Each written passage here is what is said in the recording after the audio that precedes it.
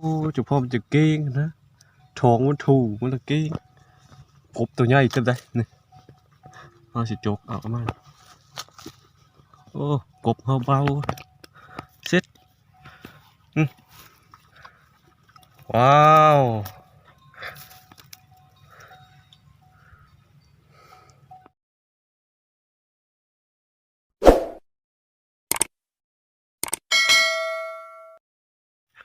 สบายดีเอฟซีทุกท่านที่เข้ามาติดตามแล้วก็ครับส้มนะโชว์นี้เป็นวัดเด้วันนี้มาหน้าพอดีคือเก้าแบบ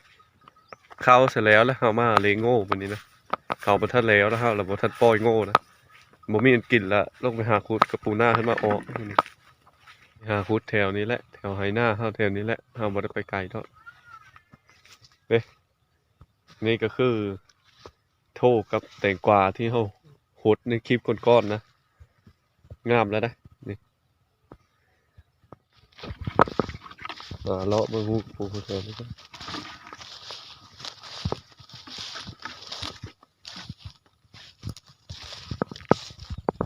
ขุดมาหูนี้ก้อนมันละมิ่งนะมาหูนี้ก็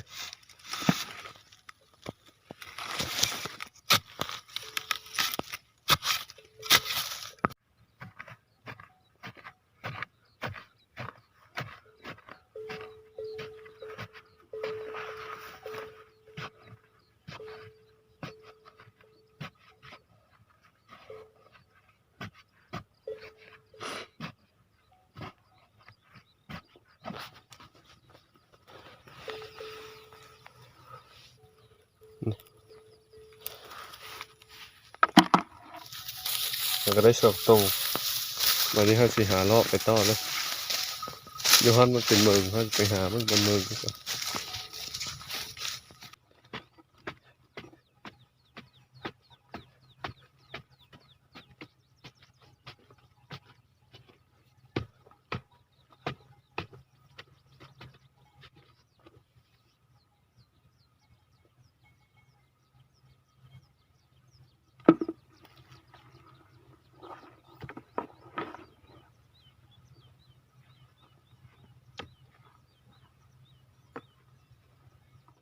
เขาขุดหูนี้มันมีเฟิงอัดป้ามันนะตอนเขาจะขุดนะ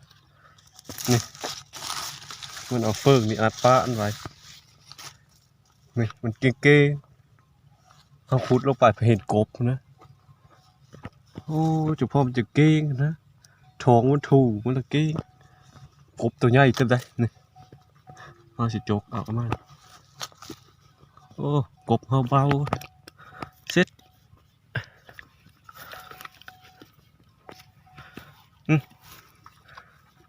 ว้าว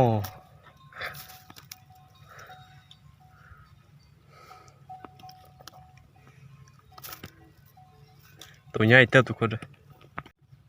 ขุดกระปูพอได้กบ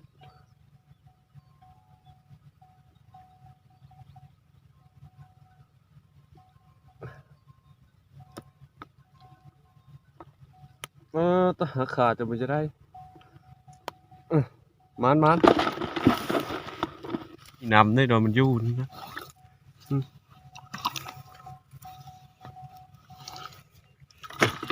กระปูเขาก็ได้หลายได้กบได้จังน้อยเขาเก่าสีเมอร์ได้ไปเลยเราหาเอาจังน้อยกระปูมันถมไม่นี้นะมีเลยได้กบนะเห็ดนี่ตัวนึงนะนี่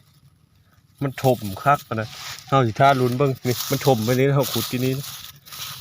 ถมไปบ่มีเผื่อเลยแต่ทั้งลุมจะมีหู้เมื่อเขาสิเจาะมึงกบเลยจังน้อยจะจะได้หูอยู่พิษหูมั้ยบ่มีตัวนี้นี่ได้กบเลยทุกคนเลยนะตัวนึงเขาเอาอยู่ฮั่นตัวนึงนะมาหานี่ไปเห็นนั่นตัดยุ่นเท่าละขุดเบิ้งพอได้อีละนี่โอ้นี่ได้สองโตแล้วจะได้จักจกเบิ้งเพิ่มสอน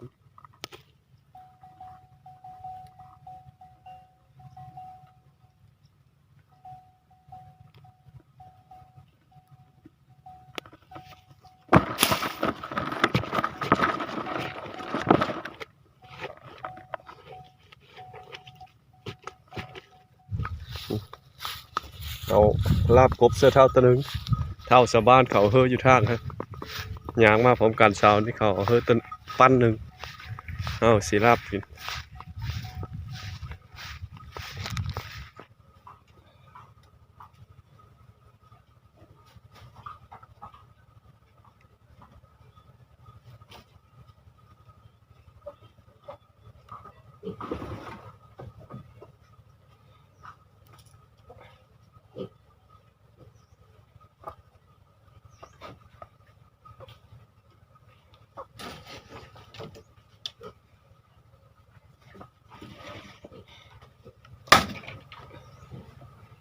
ทางไฟติดแล้วก็สี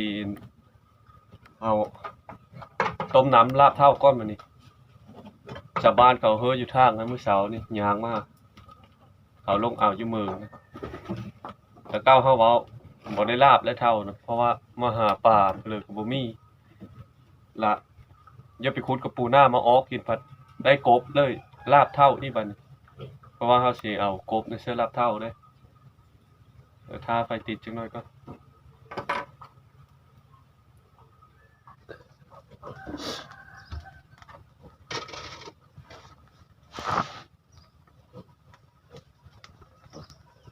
เอาท่าเฮอหม้อนี่หอนก่อนจากสิโลเท่าเอาท่าหม้อหอนแล้วเฮาสิแกะปูท่ากบตัวนี้เราเมื่อไว้กินมื้อแลงแจ้วกินเอาแต่ตัวนี้มันเอาสีมาฟักแล้วก็ตำเฮิรนหมุนแล้วก็อ่อเซอร์ผักโบผักหอม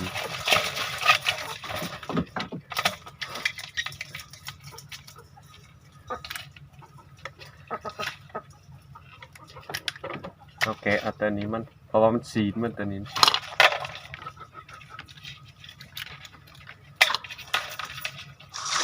จากแกะแล้วเขาก็ล้างอีกทีหนึ่ง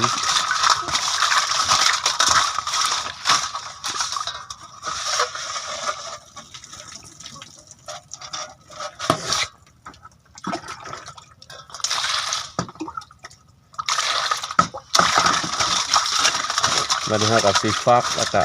ต่ำให้มันเละๆแล้วก็เอาซอยเบอร์พักคือโปรติเคอร์โลกให้มันหอมๆแล้วก็สีอ้อให้มันสีแห้ง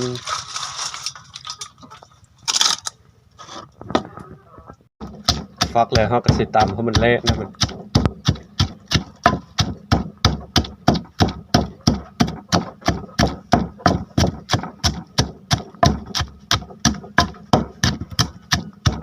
ตามกระปูแล้วก็สีได้ลาบเท่าก้อนปันลาบเท่าแล้วจึงออกกระปูเพราะว่ามันสบายออกกระปูนะ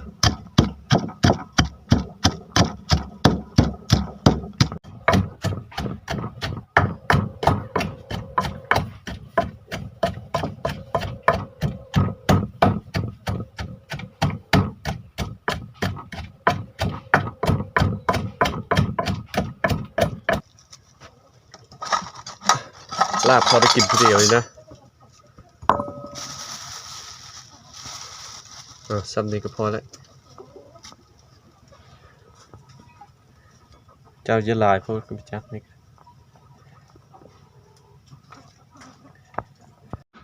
เอาฟักให้มันหัดต่อกันถ้าบอกฟักมันเส้นมันสีเงาเรียกเธอกินเนี้ย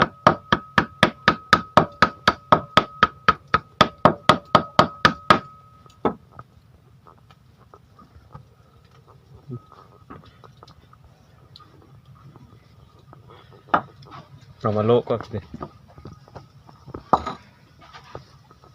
น้ำก็ร้อนละ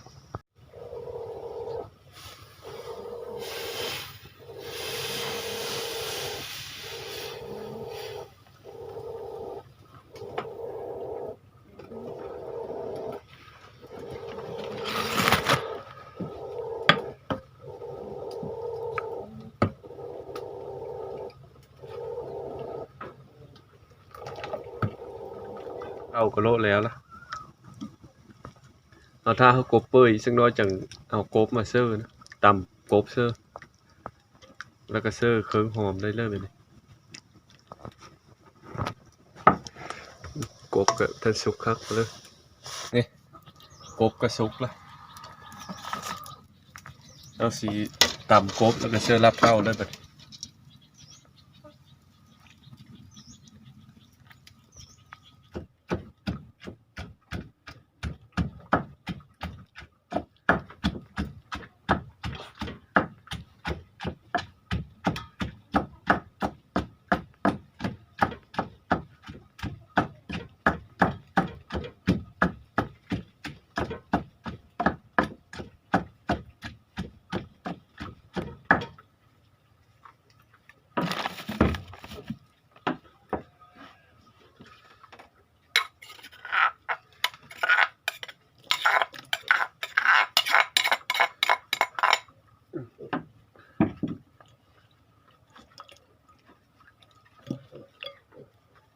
อัพเท่าสกบวันนี้เขาสีเซอร์มาคิดก็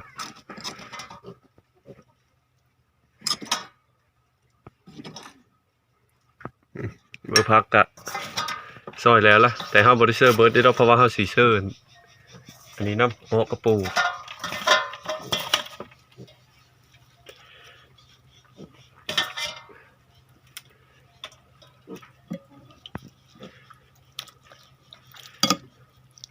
จะน้อยจะเอามะเขือมาซอยเซอร์เอามะเขือซะน้ำ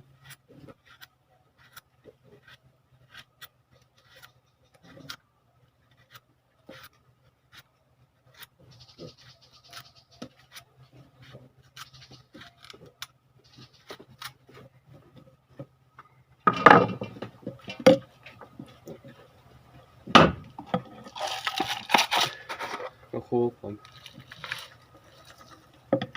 เสริมหมดเลย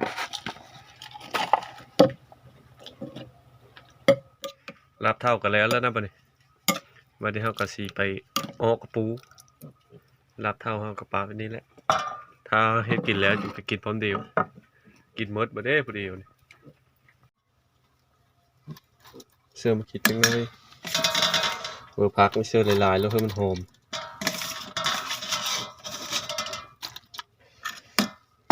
เกือบไปโน่เสื้อแล้วนะ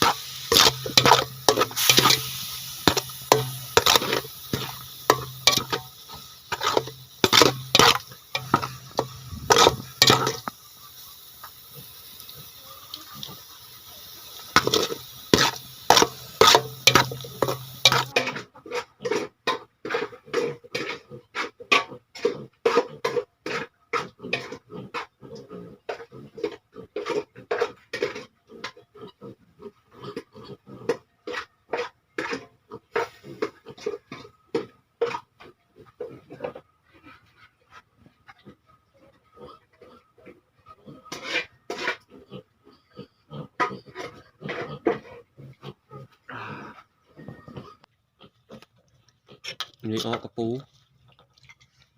อันนี้ระลับเท่ากบกระมันนี่นะมาเด้อทุกคนเด้อกินข้าวร่วมกันมาดิกินผู้เดียวเขาก็เอามาตีบังง่ายกินอันนี้ได้ก่อนหอมหวนละ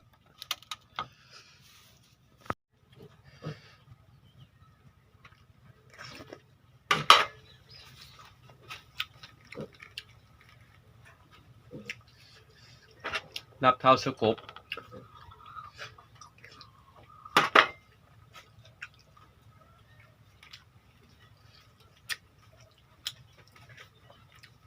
แต่ก็ว่าหมดจะลาบได้เท่านะได้กบก็เลยลาบนะแต่ก็ว่าสิไปห่างกระปูมาออกนี่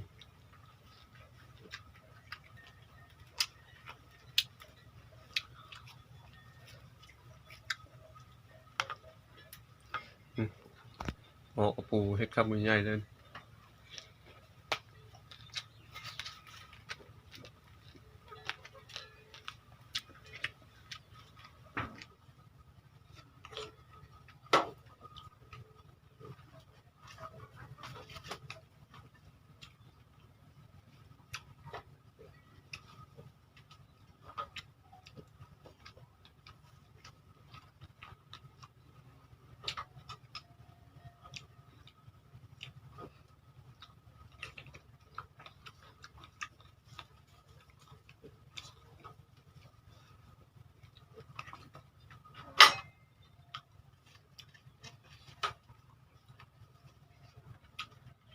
ทุกคน